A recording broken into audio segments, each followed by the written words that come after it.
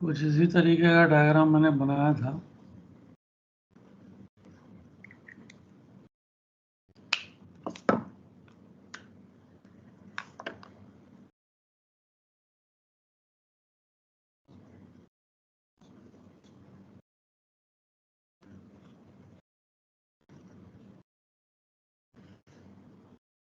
Body का path है।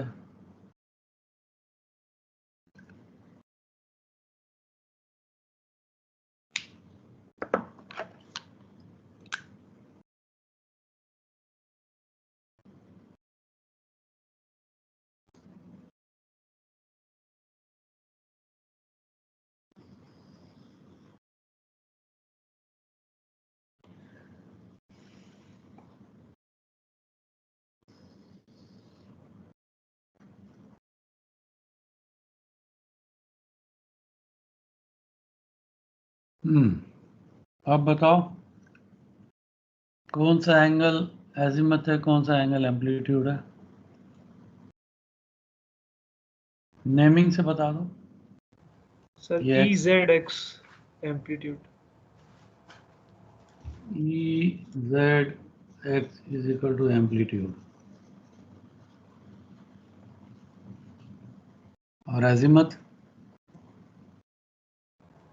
N Z X. N Z X और E Z X azimuth. So definition में हमने क्या बोला था? Azimuth is the arc of the rational horizon or angle at the zenith.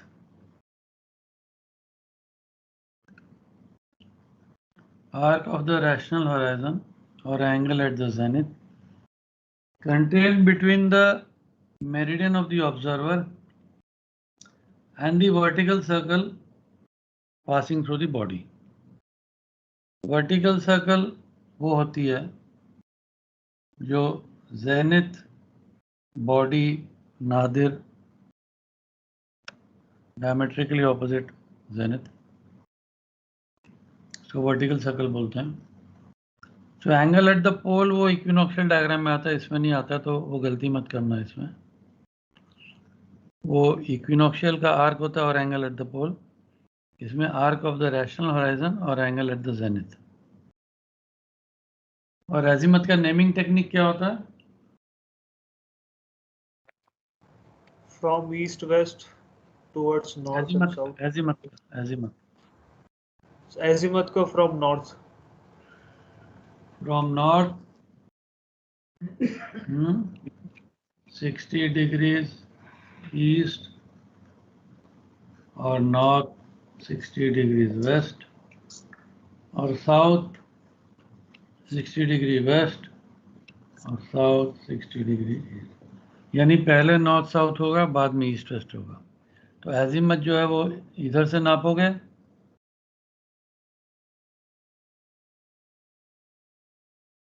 North या south पहले।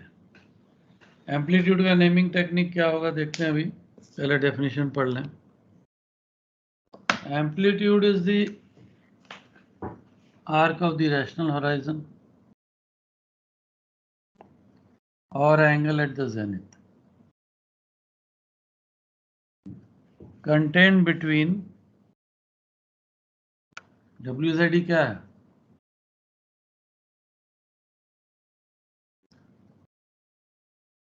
Prime vertical,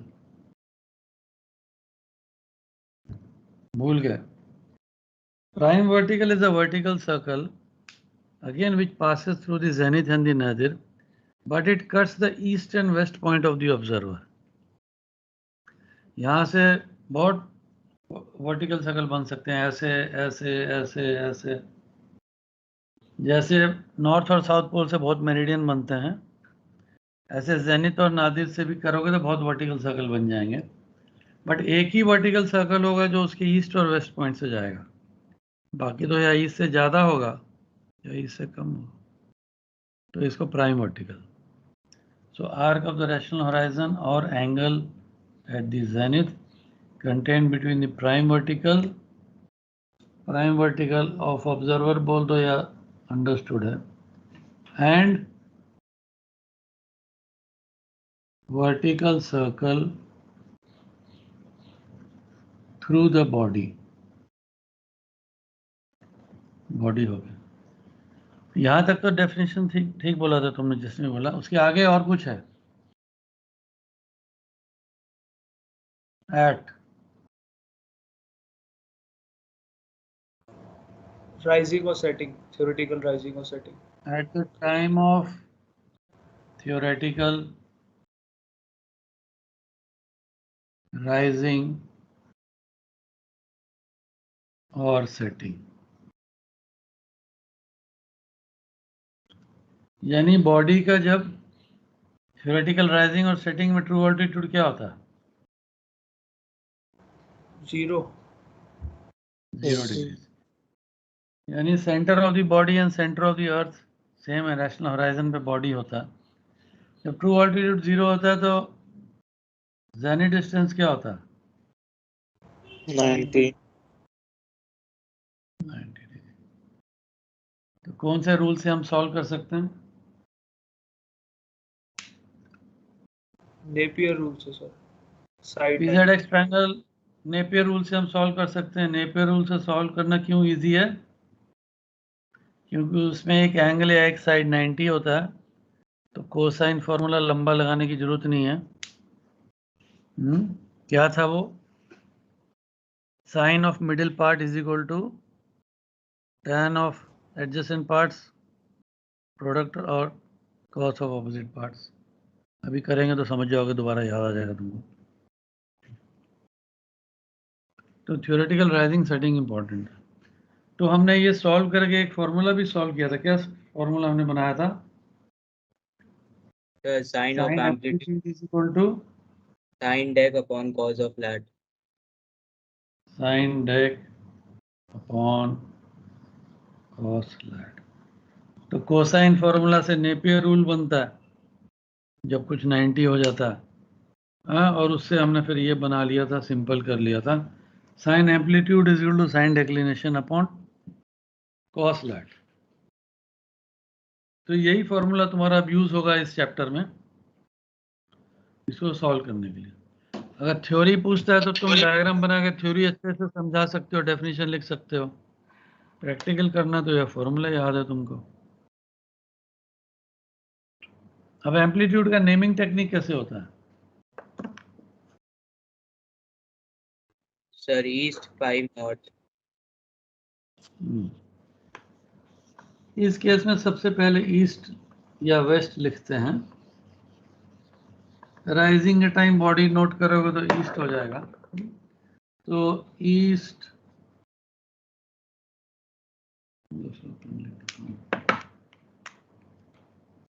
east 10 degrees north, east 10 degrees south और west 10 degrees north, west 10 degrees south. Difference note कर लो एजीमथ लिखने के तरीके में और एम्पलीट्यूड लिखने के तरीके में। एजीमथ नॉर्थ साउथ लाइन से ऐसे आता है, एम्पलीट्यूड ईस्ट वेस्ट लाइन से ऐसे जाता है। इस थ्योरी में कोई किसी को कोई डाउट, कोई क्वेश्चन? नहीं तो फिर आगे न्यूमेरिकल में बढ़ते हैं हम लोग। जब हम बोल रहे हैं कि अल्टीट्यूड 0 डिग्री है तो हम सन का कैसे लेंगे amplitude? Anyone? Sunset sunrise.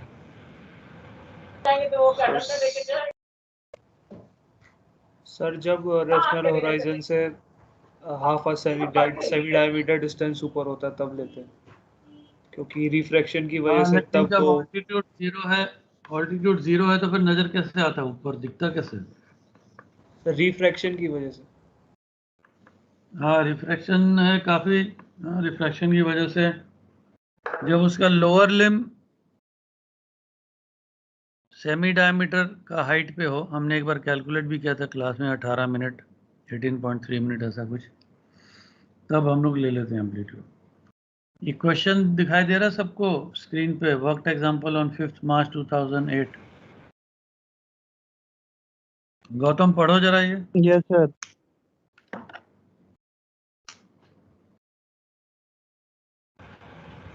On 5th March 2008, in position 32 degree 12 minute north,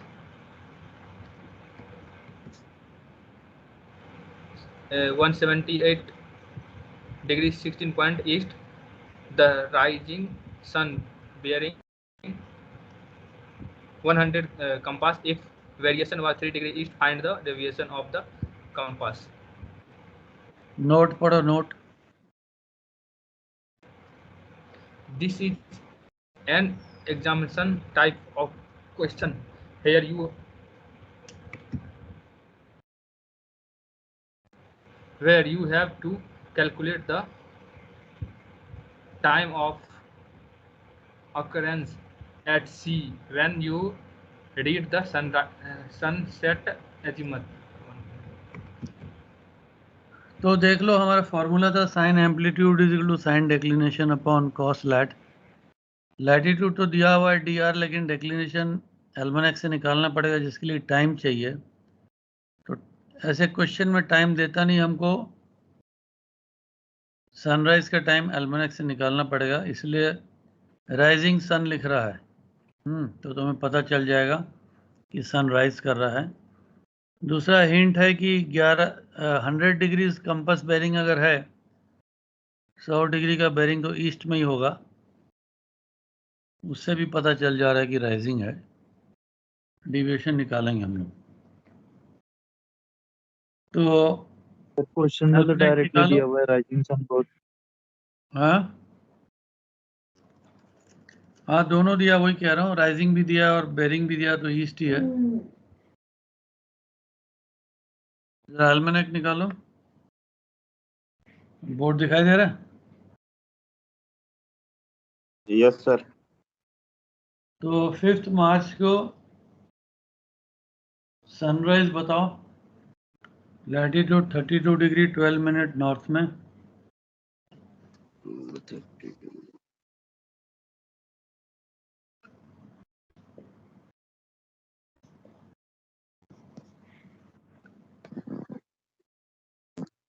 6 hours 24 minutes। 6 hours 24 minute. ठीक है दिव्यांश या केशव, कोई चेक करो साथ साथ। सर 35 डिग्री का है 6 hours 34 minutes, तो डायरेक्ट वही उठा लेंगे। 6 hours 24 minutes, सॉरी इंटरपोलेट करना पड़ेगा। 1 मिनट सर। 6:22 आ रहा है इंटरपोलेट पे। 32 डिग्रीज 12 मिनट है तो 32.2 डिग्रीज हो गया। 6 मिनट का 0.1 होता है, तो 32.2 डिग्रीज के लिए इंटरपोलेट करके मेरे को थोड़ा बता दो। LMT sunrise 05 day. Sumesh Rana तुम बताओ, चेक करो साथ साथ। 30 डिग्री का कितना और 35 का 30 कैसे कैसे वैल्यू दिया? 30 और 35 का दिया होगा ना? हाँ सर। तो दोनों में थोड़ा इंटरपोलेट कर लो। तो अराउंड 22 आ रहा है, 0622। 0622। Yes sir. मेरे को ये बताओ कि 30 डिग्री का कितना है और 35 डिग्री का कितना है? जिसको नहीं समझ आया तो एक बार समझा देंगे। तो 30 का है 0621 और जो 35 का 0624। 30 डिग्री लैटिट्यूड में 0621, 35 में 0624। हमको चाहिए 32.2 का। तो हाफ होता है 32.5, तो हाफ से थोड़ा कम है। इसका हाफ होता कितना होता? 22.5 होता। 22.5। तो 22 मिनट ले लिया, थोड़ा कम है तो ठीक है। ज़्यादा बारीकी में नहीं गए सेकेंड्स में, चलेगा। ये इंटरपोलेट तुमको करना पड़ेगा लैटिट्यूड के लिए, तो 622 हो गया। LIT east, longitude east, GMT least, तो माइनस होगा 178। 16 का कितना हो जाएगा?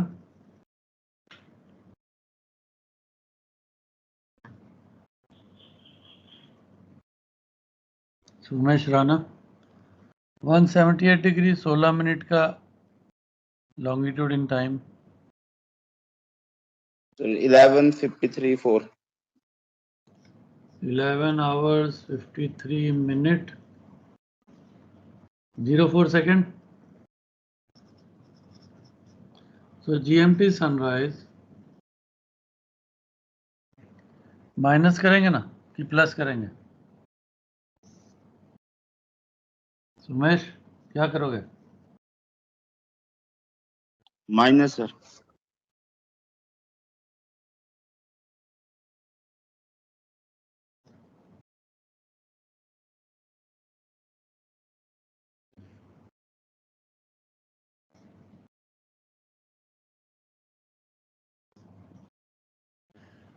Zero 4 days 18 hours 28 minute and 56 second। तो एल्मेनेक से मेरे को इस टाइम का डिक्लिनेशन बता दो। 4 मार्च,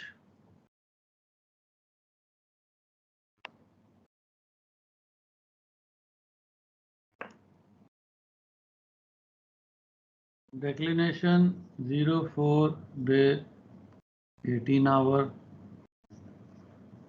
increment 28 minute 56 second, declination।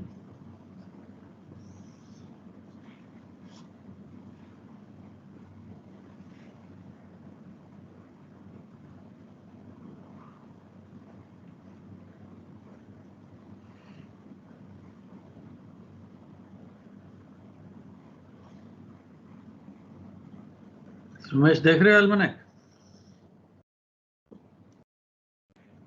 जी सर। 6 डिग्री 0.05.2 साउथ और फिर करेक्शन 0.5 होगा, तो सर डेक्लिनेशन आ गया 06 डिग्री 04.7 साउथ। एक एक करके बताओ, तुम दोनों तो एक साथ बता रहे हो, इंक्रीमेंट तो बाद में बताओगे ना। 06 degree 5.2 minute south, D correction कितना है? 1.0 है तो 0.5 आ गया। माइनस है प्लस है? माइनस। तो क्या लिखूं? 06 डिग्रीज 4.7। 4.7 minute south. तो अब हमारे पास फॉर्मूला के लिए सब तैयार है। Sine amplitude is equal to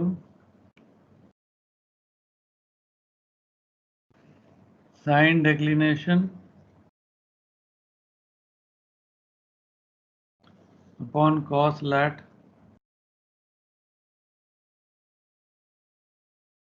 कितना वैल्यू आता है?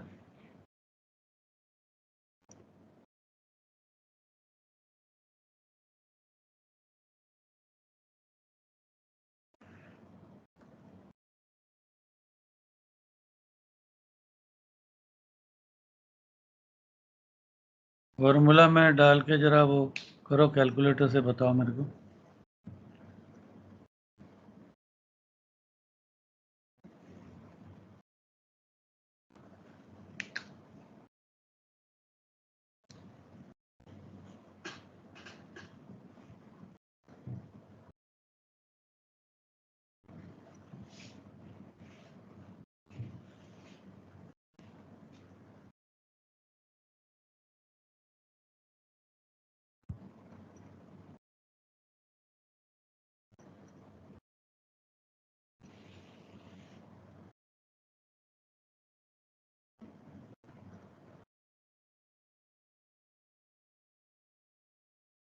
कोई कर रहा है नहीं कर रहा है? 7.2 डिग्री आ रहा है सर। 7.2 डिग्रीज। इसका नहीं वैल्यू सर, क्या? Sorry 82.8 degree. साइन एम्प का क्या वैल्यू है? 0.125 करके आ रहा है सर। 0.125। किसी के पास पूरा वैल्यू है? सर 0.125 0.125134608। 135 ले लेते हैं। इसका इन्वर्स करोगे तो क्या आता है? 82.8 डिग्री सर। 7.188 no? तो 7.2 degrees. Yes sir, 7.2 degree. कोई 82 बोल रहा है, कोई 7 बोल रहा है, क्या समझूं मैं? 7.188 आ रहा सर। 7.2 degree sir.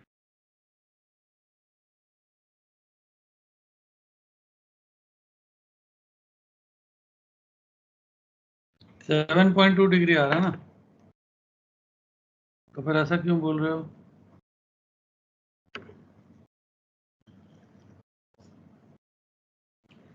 देखो ये बुक में थोड़ा उसने उल्टा घुमा दिया, वो राइजिंग एजीमथ बोलता है, एक्चुअली तो एम्पलीट्यूड है।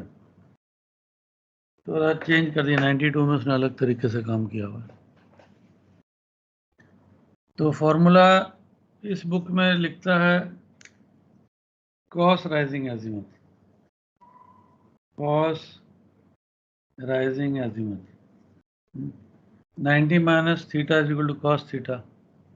तो कॉस एजीमथ बना दिया उसने, sine dec upon cos lat. वैसे फॉर्मूला साइन एम्पलीट्यूड है। तो हमारा आया 7.2 डिग्रीज। इसका नेमिंग क्या होगा एम्पलीट्यूड का? कैसे करोगे, कहाँ से करोगे?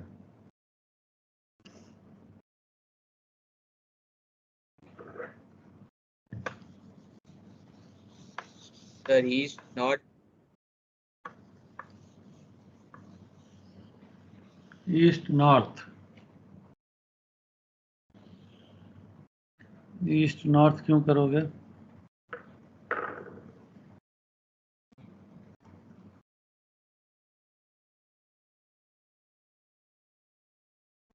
सर ईस्ट तो आपका राइजिंग हो गया। ईस्ट तो राइजिंग हो गया।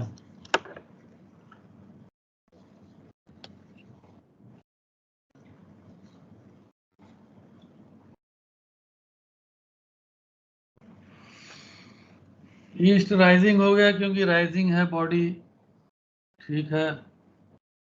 ईस्ट की तरफ देख रहे थे तुम, 100 डिग्री बेरिंग था, लेकिन वो कंपस था।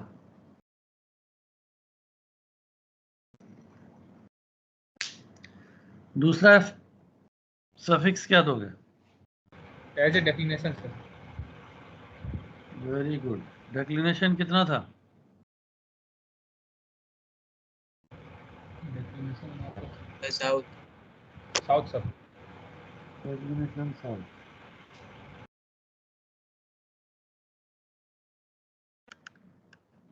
तो ये ध्यान रखना, जो बॉडी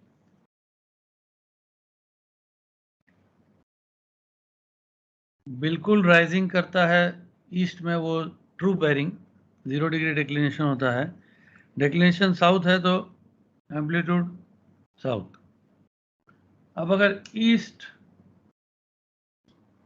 साउथ 7.2 डिग्रीज हुआ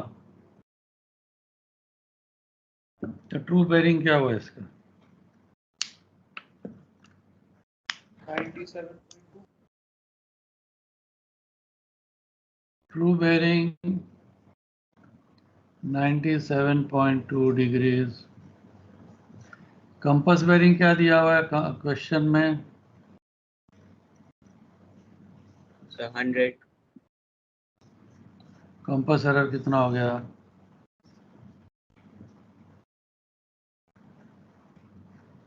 compass best, error west. Compass ज्यादा है ना? Sir 2.8 west. 2.8 degree west. Variation क्या दिया है? 3 डिग्रीज ईस्ट। तो डिविएशन क्या हो गया? Sir 5.8 west. 5.8 डिग्री। हो गया क्वेश्चन फिनिश। अब वो राइजिंग एजिमथ करके कॉस करोगे, फिर एजिमथ आएगा, फिर उसको एम्पलीट्यूड करना पड़ेगा, या 180 से लेके माइनस करके 97.2 में पहुंचोगे, बात एक ही है। देख लो कौन सा तुमको ईजी या ठीक लगता है।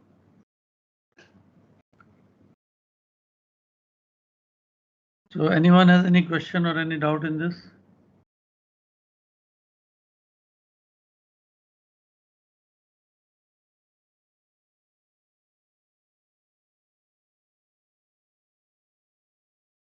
सिर्फ टाइम निकालने में थोड़ा सा वो है, टाइम निकाल के डेक्लिनेशन करोगे, बाकी तो वेरी सिंपल फॉर्मूला,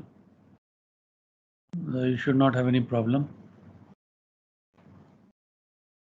तो एम्पलीट्यूड हम लोग कौन कौन सी बॉडी का ले सकते हैं? हमारे पास 4 टाइप के हैं, सन, स्टार, मून, प्लैनेट।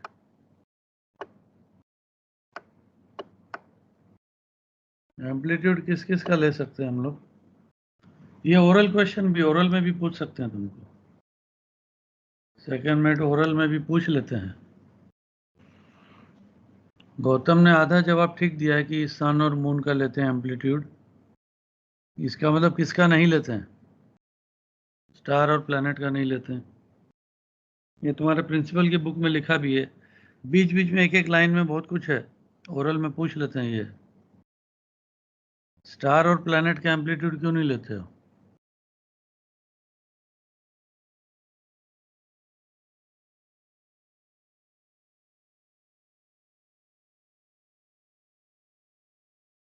सिंपल है कि नजर नहीं आता होराइजन के ऊपर, और क्या।